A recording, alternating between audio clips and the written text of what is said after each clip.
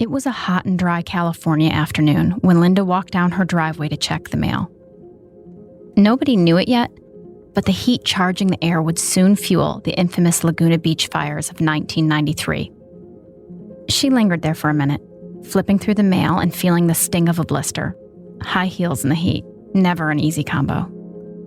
Linda didn't notice her neighbor approaching until she was suddenly right there. This was a striking woman, immaculately dressed with piercing brown eyes. Judging by the suit, the glasses, and the diamond stud earrings, Linda could tell right away that this woman had an expensive taste.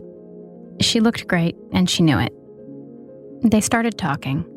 Well, really, the neighbor did most of the talking. Linda could barely string a sentence together. She hadn't been expecting company, especially not someone standing so close and staring at her so intensely.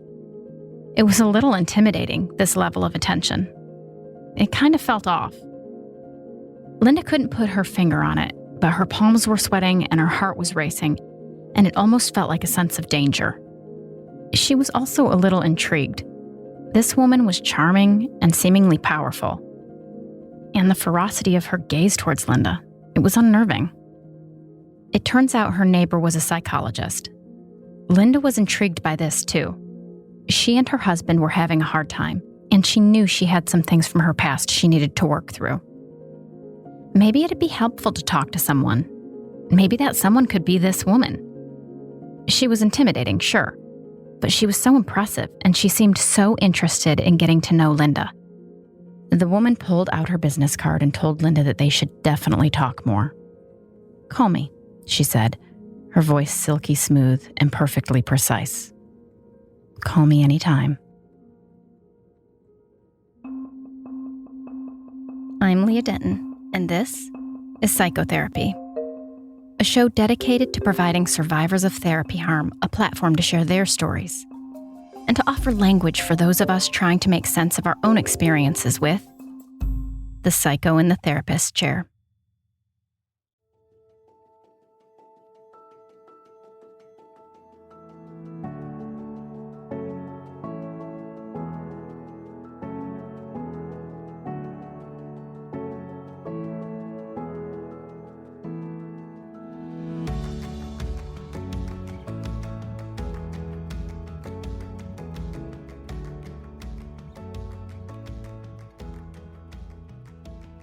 My guest today is Linda, who also uses the pen name Emma Stevens for the books she's published.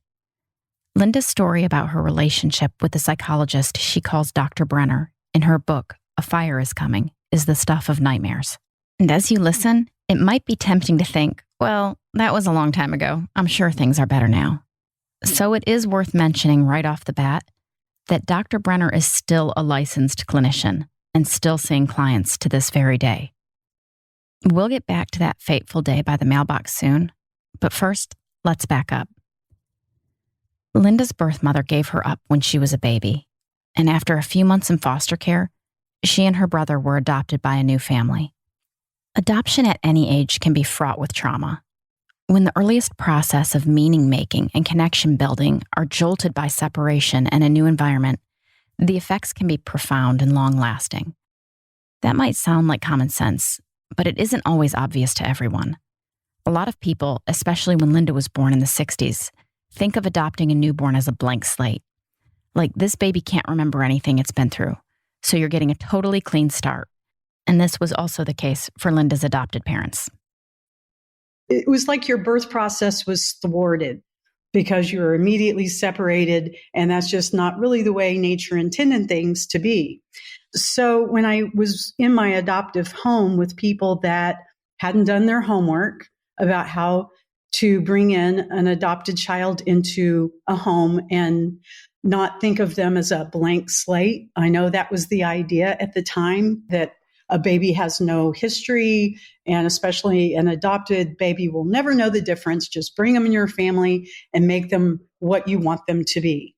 My parents also had the approach of being very authoritarian. It was either their way or the highway. So there was always that threat to an adoptee that I'll be rehomed. And it happens all the time. Sad, but true. And so that would make me conform. It would make me adaptable. I was the adaptable adoptee. And that primed me later in life to find other familiar situations of relationships where I chose a husband that was also authoritarian and narcissistic. Linda likens her adopted environment to a cult-like situation. The rigid authoritarianism, the manipulation, the expectation that you conform to how others define you rather than getting to define yourself. It was an unpredictable system of punishment and reward, and it meant Linda learned at a young age how to mold herself to others' demands in hopes of not being abandoned again. This was a template that would repeat itself later in life, both in marriage and in therapy. And it left Linda feeling deeply isolated, like no matter what she did, she couldn't really fit into what this system expected of her. There's a doctor, his name is David Brzezinski, and he's an expert in all things adoption.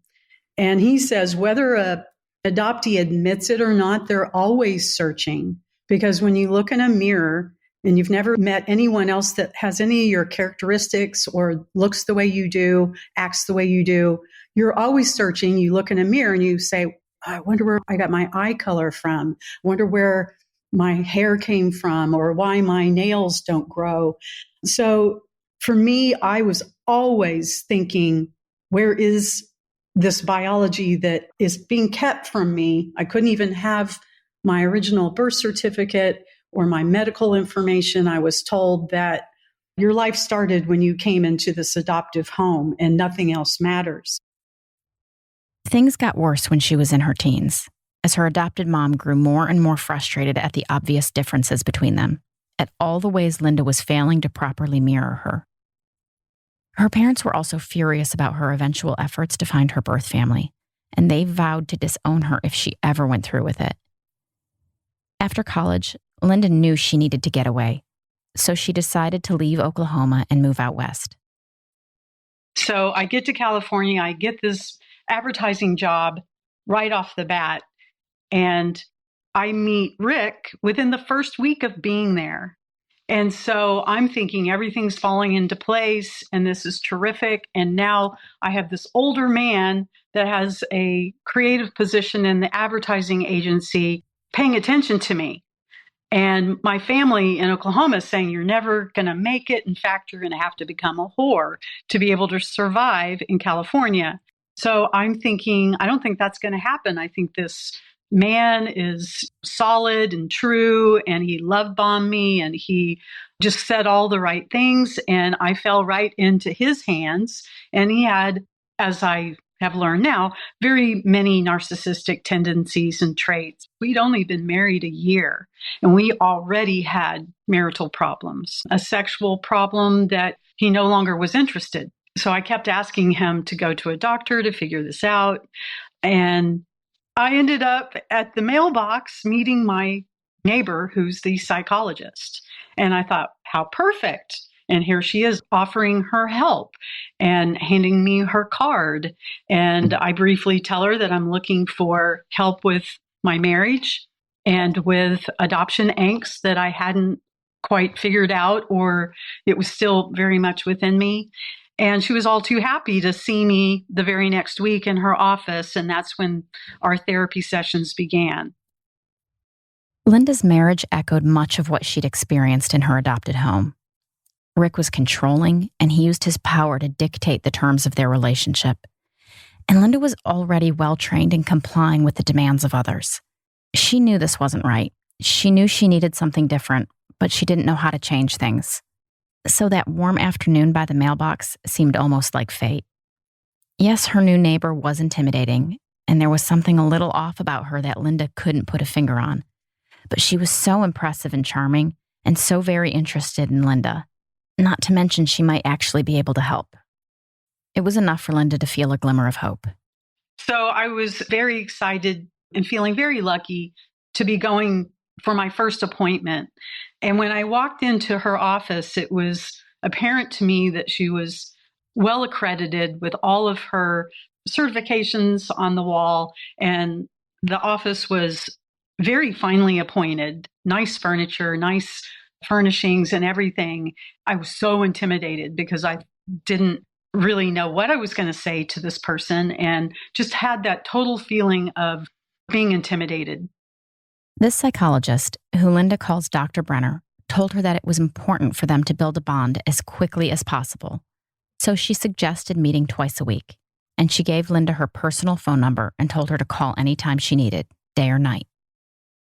Linda remembers feeling overwhelmed and disoriented as she left her first session.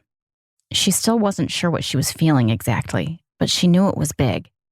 Nobody had ever listened to her that intently before.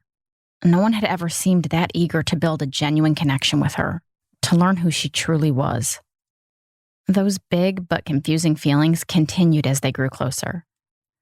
Part of Linda felt like Dr. Brenner was the loving mother she'd been looking for her whole life. She was an older, successful woman. Linda was around 25 at the time, and Dr. Brenner was in her mid-40s.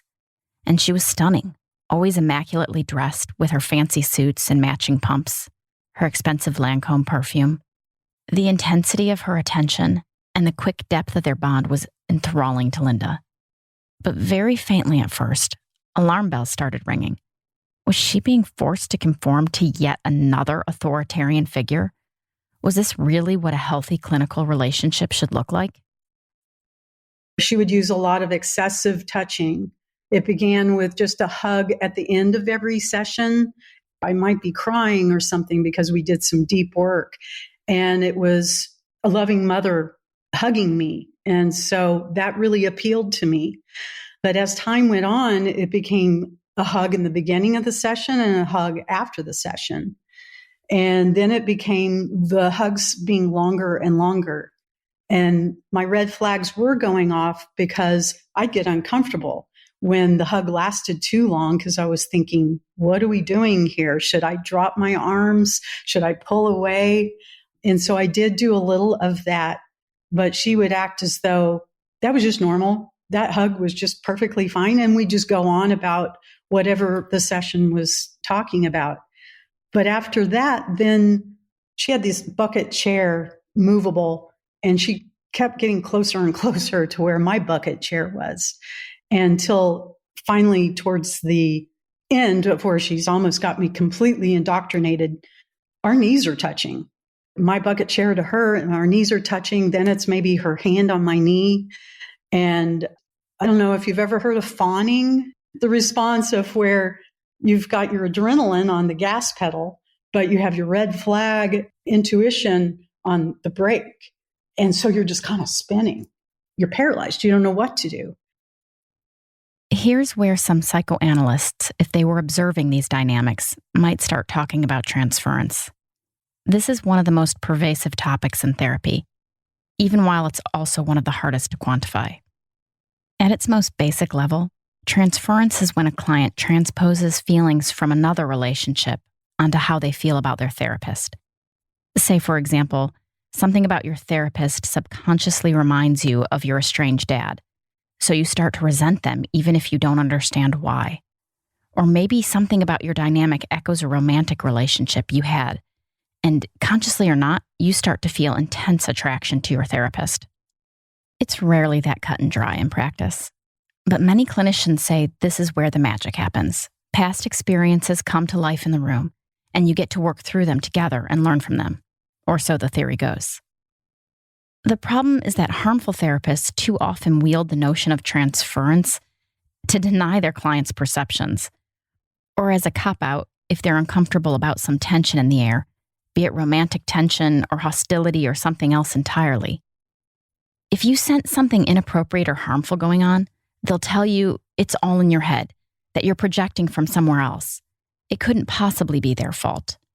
This is gaslighting, but it's veiled by the vague nature of concepts like transference, and by the fact that the therapist is supposed to be the expert in the room. It's possible to be genuinely attracted to someone, or genuinely disturbed by them, without it automatically being an unconscious dynamic from the past. And here's a tip for bad therapists everywhere. If a client seems uncomfortable with you, maybe it's not about transference every single time. Maybe you're just kind of an asshole. This is a huge topic, and it can get really messy. We'll definitely be talking about it more in the future. But back to Linda. Looking back on it all now, She can see with crystal clarity that Dr. Brenner was intentionally fostering her dependence. She says it's like she was being data mined for vulnerabilities, like Dr. Brenner was probing her for her Achilles heel, the triggers that could cripple Linda's sense of autonomy. Of course, she couldn't recognize that in the moment, especially with all those big feelings swirling around, that heady rush of endorphins that can come with such an intensely intimate bond. But she did have some sense of those red flags warning her to pull back. And her big thing to me was saying that I was holding back. And so she'd chip away and undermine my resolve of trying to maintain some sort of autonomy instead of just handing her my whole life. And it was about that time where I heard an edge to her voice, where before it was just lovingly just hugging and everything was, I just couldn't do any wrong. But when it came to her talking about my resistance, I saw a change in her face of where you have to do this or we might have to end sessions because this is wasting my time. So that created in me this fear and panic of losing her.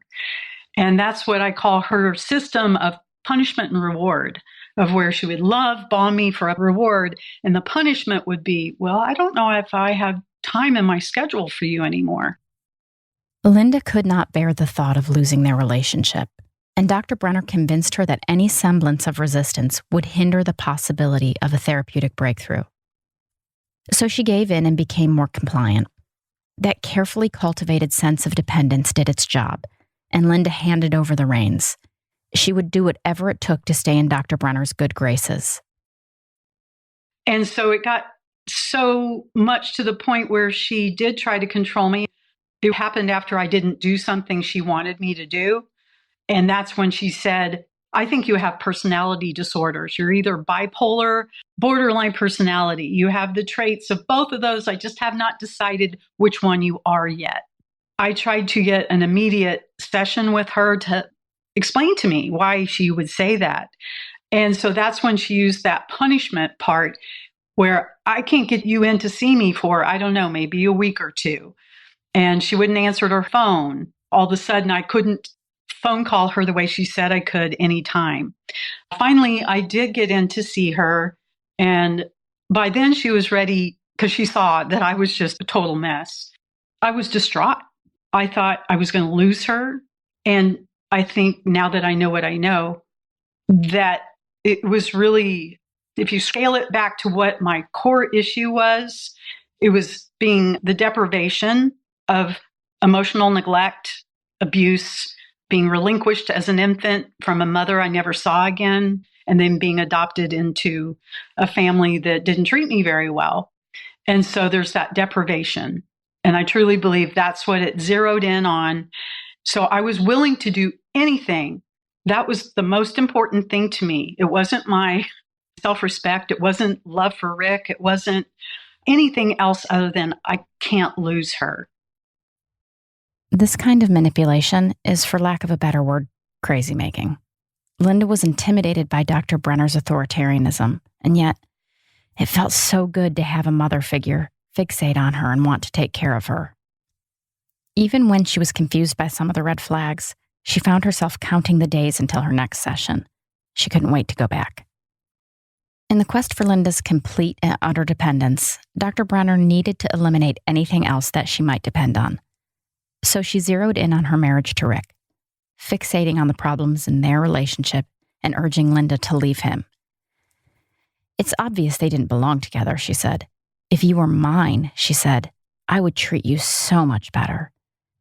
This need to eliminate any other potential source of connection is a hallmark cult-like behavior. In this case, a cult of one. By the time she really got to know what my relationship with my husband, Rick, was like, she invited Rick in for marital counseling. And I felt like it was pretty combative, where she was truly on my side, and it seemed like she was really trying to show him that all our problems were his fault. And he came away from that pretty angry because he felt it too. And then after the sessions, she came to me saying, well, I've confirmed that you don't belong together. This is a terrible marriage, and you should not try to have children with him. In fact, I think you should divorce him. And that played on my mind, just chipping away to where I would go home from sessions feeling like my husband, Rick, was the enemy and I should get away from him. But all along, all this time, my brain is having cognitive dissonance of remembering good times with Rick or just not being ready to make such a huge decision of a divorce. And it was hard for me to keep balance. And I realized I was losing more and more control because what she was doing was controlling my emotions, my behavior, my thoughts. Any information I got, she would twist it to be the way she wanted me to hear it. And it was very manipulative and controlling. I know that now. I did not know that then. Meanwhile, the lines between the clinical office and the rest of the world grew increasingly blurry. Dr. Brenner started inviting Linda and Rick over for dinner with her and her partner, and then playing golf together as a foursome and going to the movies, and they even spent Thanksgiving dinner together. Sometimes at dinner, Dr. Brenner would invite Linda into her private office and leave the other two alone. And in the closed doors of these sessions, Dr. Brenner kept insisting that Linda leave Rick, and she disclosed that she was going to ask her partner to leave as well. And here's something else, so you know just how twisted this all was. Dr. Brenner's partner was also an old client of hers. They'd started as patient and therapist, and now they owned a house together. And she wasn't the only one. She used her client pool as mainly her love sources, but also people that worked on her house, people that she bought cars from. Everyone she really associated with was either a former client or a present client. Dr. Brenner also mentioned another woman, who Linda calls Maria. Another version of the same story, a patient-clinician relationship turning into something else entirely. Linda was struck by how harshly Dr. Brenner spoke about Maria, calling her a crazy woman who had put her through hell. When Linda asked where Maria was now, Dr. Brenner said, I don't know, probably in a psych ward somewhere. These flippant and derogatory comments set off red flags in the back of her mind, but she ignored them because Dr. Brenner was confiding in her, and that made Linda feel special. When Linda looks back at this now, it's confirmation that none of it was an accident. Her enmeshment with Dr. Brenner wasn't just happenstance, not just transference or countertransference run amok. It was a pattern of grooming, manipulation, and abuse at the hands of a cunning narcissist. As their relationship progressed, Linda couldn't think straight. She couldn't eat or sleep. She'd lose track of time and take the wrong exit on the freeway. And she repeatedly called in sick to work because she felt like such a mess. She sometimes describes it as being like in a psychotic split. Like her psyche, emotions, and physical self were totally disintegrated. It felt as if the whole world had lost its balance, and she could fall off the edge at any moment. But despite all the signs, despite how her life seemed to be falling apart, Linda knew she couldn't lose her relationship to Dr. Brenner. It felt like a matter of life and death. Eventually, Dr. Brenner broke up with her partner and made her move out. And Linda and Rick found out that they were losing their rental and would have to move out as well. But Dr. Brenner told her not to go with him. This was her chance to leave. And when it comes to move day, or actually the day before, she calls me at work and tells me that she's moved all my stuff into her home. And the reason she could do that is she had a key from a time where she took care of our house when we were away on vacation. I forgot to get the key back from her. She let herself in and took all my personal belongings and moved it into her home next door. At work that day, when she was telling me all this, I was just at my wit's end and knew nothing other than to just get in my car, leave work again, and go to her house to try to find some clarity of what the heck is going on. Despite this absurdly blatant invasion of privacy, Linda felt like she had no choice, no agency in the matter whatsoever. So she stayed in Dr. Brenner's home, and their relationship continued to consume every aspect of her life. It became sexual, too, which is problematic enough even before remembering that Linda was so dysregulated she was essentially in a childlike state. She complied with Dr. Brenner's advances because she didn't want to lose her, but she was hardly an eager participant. It was all very confusing and unnerving, but saying no didn't feel like much of an option. Power dynamics in therapy are already a potential minefield, and adding sex to the equation is a recipe for disaster, no matter the degree of so-called consent. That's why more than half of the states in the U.S. have classified sex with clients as statutory rape, with potential jail time for therapists who cross that line. Linda never agreed when Dr. Brenner insisted she was a lesbian, but all those confusing feelings she'd felt ever since they started working together were now very much on the surface. Linda knows now that some of her confusion can be tracked back to her adoption. Parental separation at such a young age is a profound rupture, a loss of connection that was chemically wired into her brain that she would spend much of her life trying to find. When the loss gets triggered in an adult relationship, it's no wonder the lines between maternal love and romantic attraction can start to seem hazy. I want to be clear here. None of this means that Linda's past experiences should be blamed for what happened between her and Dr. Brenner. That would be like a therapist blaming a client's transference for their own harmful behavior. But it does mean that Linda was already vulnerable to being taken advantage of by someone like this, a fact that Dr. Brenner was no doubt very aware of. So that's how they describe a genetic sexual attraction, is that as a child, you sit in their lap or you hug. It's on that level. But as an adult, it gets confused with, well, maybe I'd like to romantically kiss you now. And so that's how I got wrapped up in the, well, maybe I do love her in that way, because she was telling me, you love me in that way. And I'm thinking, but I'm not sure. So I was very confused.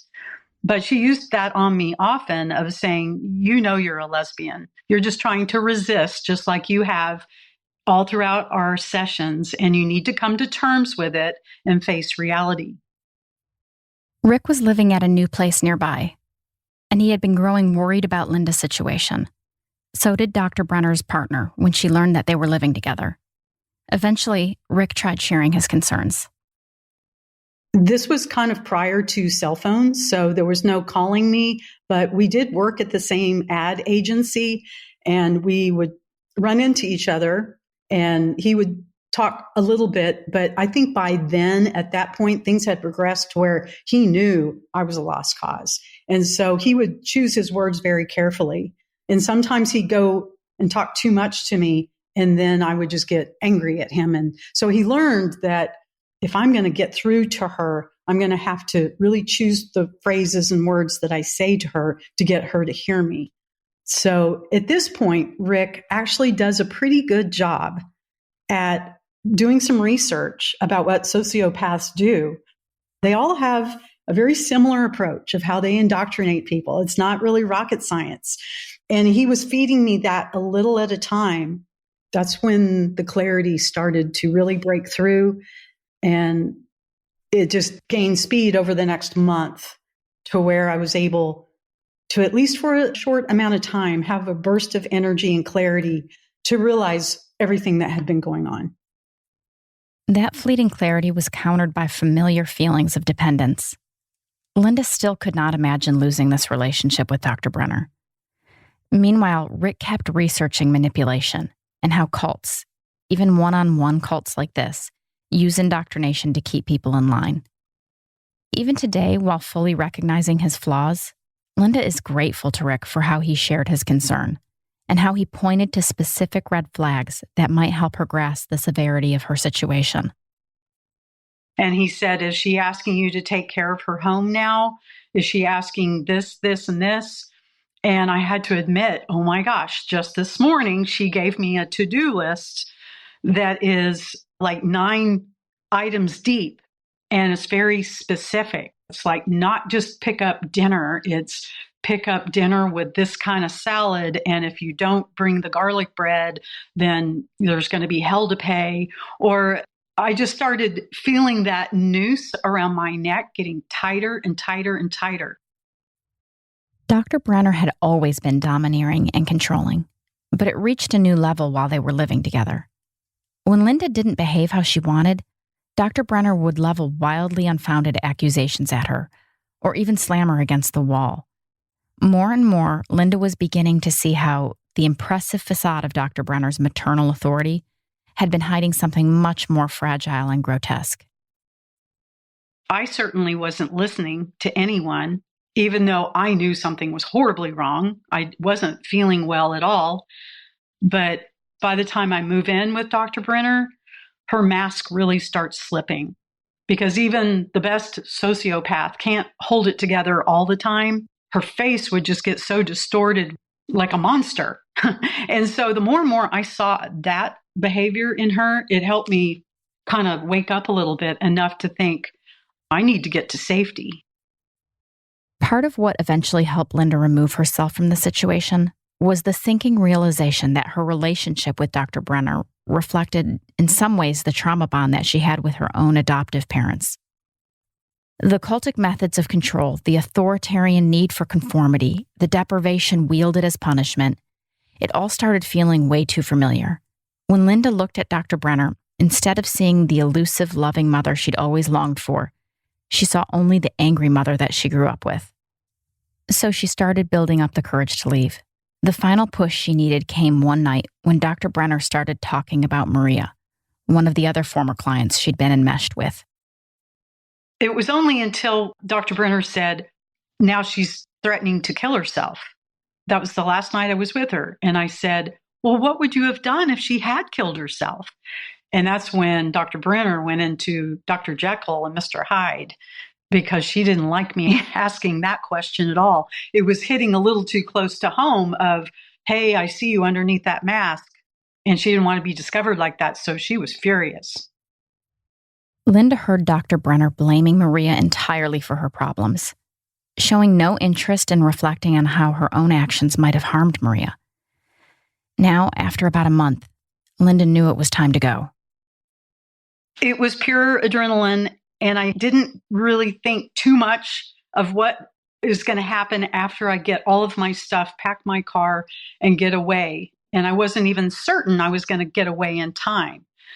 And this panic is just raging through me. And as I've finally left her compound, it was kind of like a compound, really, I knew that the only place I had to go was back to Rick. I wasn't well enough, to tell you the truth, to go off on my own and have the ability to get an apartment or just be on my own. I just could not do that. So I went back and collapsed with Rick in the new house that he moved to, and he was quite helpful. She left in a rush of energy, but the crash came fast and hard. The very next morning, Linda was flooded with those deep-rooted feelings of dependence. Dr. Brenner was supposed to be her salvation. How could she possibly live without her? She had to battle those questions for the next couple years. It's long and arduous work climbing out of a web of narcissistic coercion and learning to deprogram such thorough indoctrination. In some ways, Linda felt even more dysregulated after leaving Dr. Brenner than she had before. It was like abrupt withdrawal from a drug she'd been dependent on. And now she fell into a deep depression. I think that it was actually harder for me after I left the psychologist and was back with Rick, because the deprivation I felt without her was so enormous that I started having suicidal ideation and depression, almost going mute, not getting out of bed, no purpose in life. It was a very difficult, hard road. Linda tried meeting with someone else to help her sort through it all. Her new therapist was sympathetic and nice, but she seemed too timid to confront the complexities of what Linda had endured, and she didn't have the education or awareness to help her untangle the webs of narcissism and coercive control. That would be a theme Linda would find again and again. There aren't nearly enough resources for stories like this, and even well-meaning therapists are often not equipped to address the complexities of harm perpetrated by other clinicians. Linda had to keep educating herself. She got a master's degree in psychology so she could eventually feel like she was emerging from the fog with a clearer sense of herself and a clearer sense of Dr. Brenner's role in her life.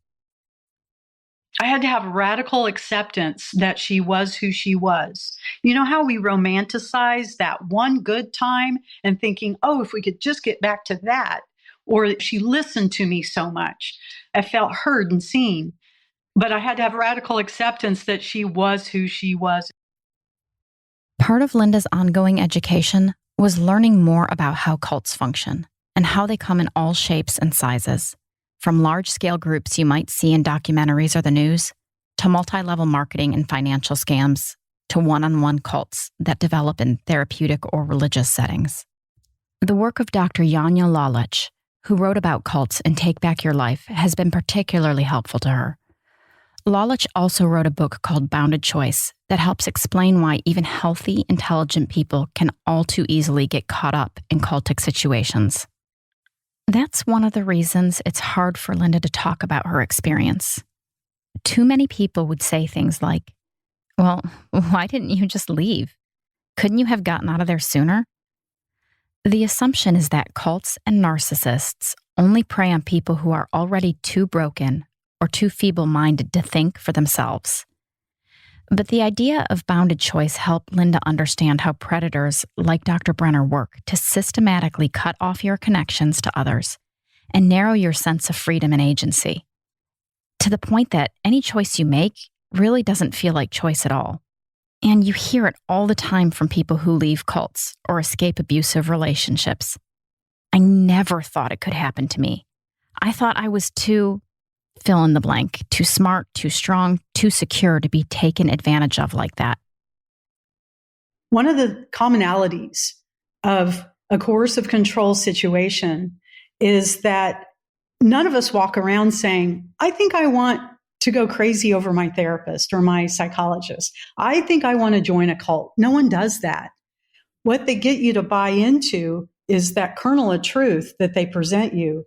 For mine, it was, I'm going to be the loving mother you never had, because that's what I wanted more than anything. And so I built everything around that kernel of truth, which helped me unplug my intuition on all the other red flags. As Linda continued to take back her agency, she tried seeking some sort of accountability for Dr. Brenner. She'd seen how the seduction and abuse was part of a larger pattern, and she wanted to make sure Dr. Brenner couldn't harm even more people in the future. Going to the Board of Ethics took about 2 years. And then after that was finally settled and ruled, then I took her to court with a civil lawsuit. That lasted probably another 3-4 years. So by the time it was all said and done, from 93 to almost 97, and I had 2 young babies at that point, I had to say, I've done my part. I've tried to raise my hand to say, beware, this woman is a predator. She's a repeat offender, and she'll do it again. But I had to just say, yeah, for my own sanity and the health of my children and my marriage at the time, I had to say, I've done what I can do. And despite these prolonged efforts, Dr. Brenner was never reined in. After the equivalent of a slap on the wrist, she's still practicing today. I've heard stories like this again and again. Licensing boards and professional organizations failing to protect clients and hold abusive clinicians accountable. Sometimes this feels like a sort of passive negligence, turning a blind eye. And sometimes it feels more intentional. Like they're choosing to protect peers and the reputation of the profession over the lives and well-being of the people they claim to serve. Time to close ranks and circle the wagons. Given that resistance, Linda decided to channel her energy in a different direction. But she wasn't done telling her story. Under a pen name, Emma Stevens, she wrote A Fire is Coming about therapy harm and her time with Dr. Brenner. She's also recently published a second book called The Gathering Place about her adoption story. And she did eventually give therapy another try. Many survivors of therapy harm decide it's not worth the risk, but Linda still had hope that it could help her. And even though it can be like searching for a needle in a haystack, she managed to find therapists who could care for her in a genuine and ethical way, and who were also properly equipped to wade through the complexities of her story. Yeah, there doesn't seem to be enough help for someone that needs to be deprogrammed from this kind of level of psychological abuse. It's pretty specific of getting all those emotional hooks out of yourself. And I don't think we have a lot of therapists that know how to do that. But I was lucky. I found 2 therapists that one practices EMDR, and then my other therapist is a cognitive therapist. And so they also helped me more and more understand that none of what happened with the psychologist was my fault. And you would think that I would know that by now, 30 years later, but they still are helping me gather all of the residual thoughts and feelings that were in my head or in my body, I might still think that I did something wrong. Well, I caused that. And they've really been instrumental at helping me write 2 books, and especially A Fire is Coming. And they, being both therapists, highly support the book. They're very happy I wrote it, and they recommend it to any therapist that will listen and want to talk about it. People we go to for help should be giving us help and not more damage. I want to thank Linda so much for not only sharing her story with us, but for the many details she contributed to today's episode. If you'd like to reach out to Linda, you can find her under her author name, Emma Stevens, on Facebook, Instagram, and TikTok. You can also email her at emmastevens99@yahoo.com.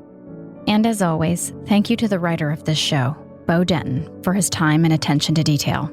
If you've enjoyed our content today and found value in it, we'd greatly appreciate it if you could take a moment and leave a rating and review.